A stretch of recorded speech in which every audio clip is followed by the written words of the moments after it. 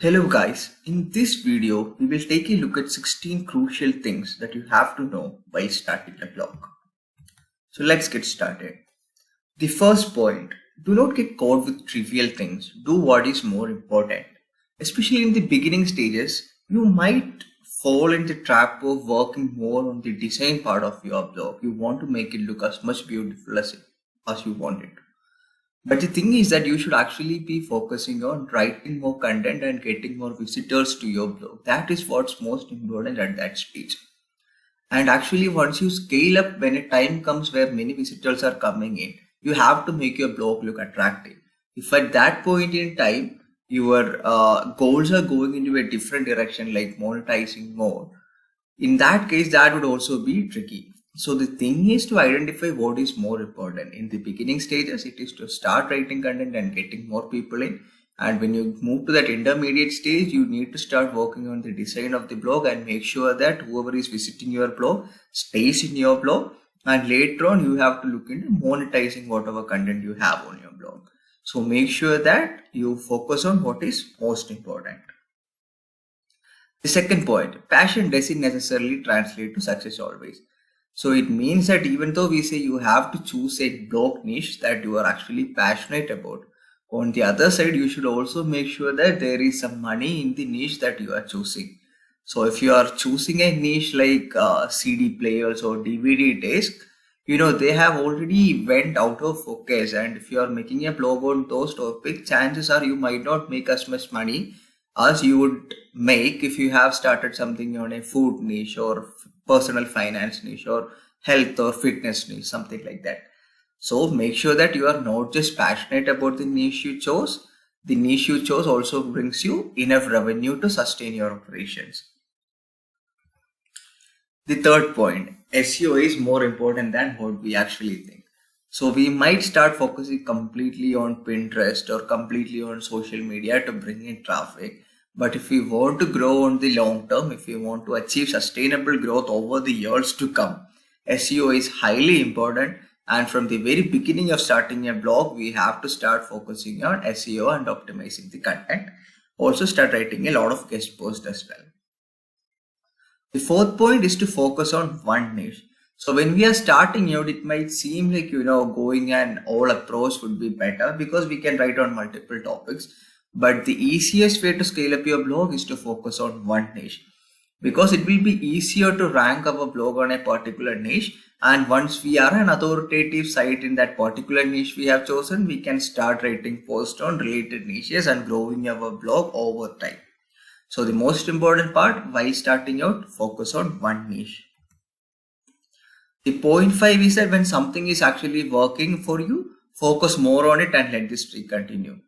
For example, if you are finding that a particular blog post is bringing a lot of traffic for you, it means that that topic is a trend at present. So you need to capitalize on that. Start writing more and more posts on those topics. And another thing is that you can look at your competitors and see if any of the particular post is working out for your competitors. For example, if you are in a food category and you see that salad recipes are working out, all of a sudden all the salad recipe posts are going viral for all your competitors, it means that the salad recipe is in trend at present. At that point, you should also start thinking about posting content on salad recipes and getting on the trend. So make sure that when something is working out for you or even for your competitors, try to publish more on that particular topic. Point 6. Give enough room to shift the focus of your blog while choosing a domain name. So it is very important to make sure that you do not choose a domain name that is too niche or something that is too broad. So if you are choosing something very niche, as your blog scales up over the years, it would look weird. For example, if you are working on the digital photography or photography area, and your blog name is something about photography instruments and equipments.com or something along those lines, initially you might be writing about the photography equipments alone, but over time, as you start writing about photography techniques or wildlife photography and other things, when you have a domain name that is just equipments.com, it would be weird for the new visitors to come in.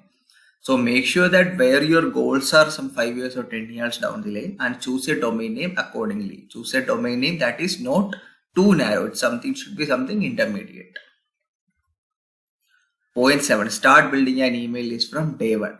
So as we all know, getting followers on social media is not sustainable because we can get kicked out of a social media at any time. But on the other hand, having an email list is sustainable. When we have email followers or email list, it's our own. We can send a promotional mail to our email followers at any time. We are not dependent on anyone. So one of the most crucial things while starting a blog is to make sure that you start building an email list from day one. For the long-term growth, it is one of the most important things to keep in mind. Point 8 is to learn to outsource the tasks. Some tasks we can easily outsource. For example, when we want to put guest posts on other blogs, we might not have to write all the posts ourselves. We can simply outsource the post, get others to write it, and we can just post it on the other blogs.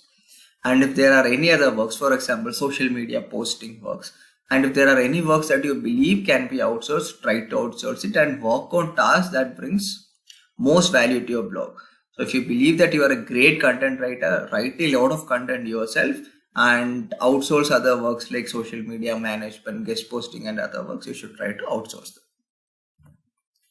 Point 9, try to structure your content correctly. When you're writing a content, you should make sure that your readers are engaged with the content. It should have a proper introduction, it should have a proper body, it should have a proper conclusion, and it should be cohesive. It should be easy for your readers to understand that, and it should be highly engaging that your readers actually stay on your blog.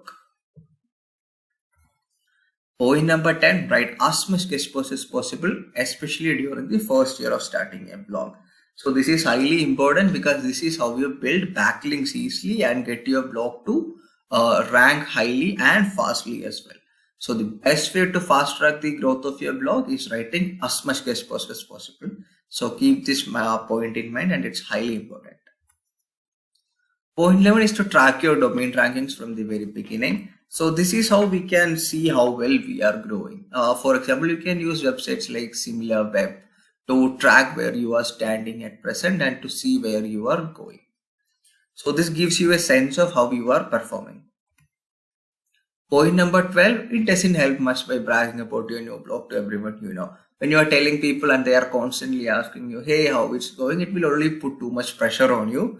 So rather than that, start working on it without telling much people. And once your blog starts going viral and starts getting traffic, you can start telling other people that, hey, I have a blog, come visit it. So telling it in the beginning to everyone might bring some pressure on you, and it's best if you can avoid that. Point number 13, taxes are applicable to bloggers too. So if you're starting a blog and you see money coming in from many different places like affiliate promotions, sponsored posts, digital advertisements, running ads and all. So keep a list of where all your money is coming in, because taxes are applicable to every bloggers as well. So we have to make sure where the money is coming in. Keep a proper track of where the money is going and where the money is coming in from. Point number 14, affiliate marketing is highly powerful, but not so much at the beginning. Because in the beginning, we will hardly have any visitors on your blog. At that point in time, what we should be focusing is on writing more content and getting more people to visiting it.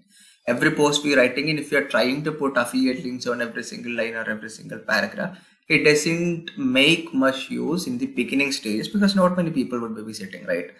But once more people start visiting in, and once you see that, this particular post is doing well for you, then start to putting affiliate links on those well-performing posts. So rather than putting an affiliate link on every single post you write in the beginning stages, find out the posts that are doing well for you and then start putting in affiliate links on those posts. This will save you a lot of time in the beginning stages, and you can take those time and concentrate more on important tasks like writing more content, publishing more guest posts, and trying to bring more traffic in. Point number 15, always focus on quality or quantity. It doesn't matter if you write 100 different posts or 200 different posts. What matters is the quality of the post you write. Even if you can only write 10 or 20 posts in a year, and those are 3000 word really high quality posts, that would have more importance to you in the long term. And the final point, always write what the readers want. You might want to write something on a particular topic, But what's more important is that you will get more traffic coming in and you will make more money if you write out actually the readers want. This is the same as what we talked about earlier as well. If something is actually going viral at a point, it means that that topic is what the readers want at this point of time, and that is what you should be writing about. So make sure that whatever you write is also what the readers want. You can go to Keyword Planner and search for the keywords. So the well-performing keywords means that people are searching for it. It means that that is what your readers want. So try to write articles on well-performing keywords and what the readers actually want. So with that, we have come to the end of this video. Thank you.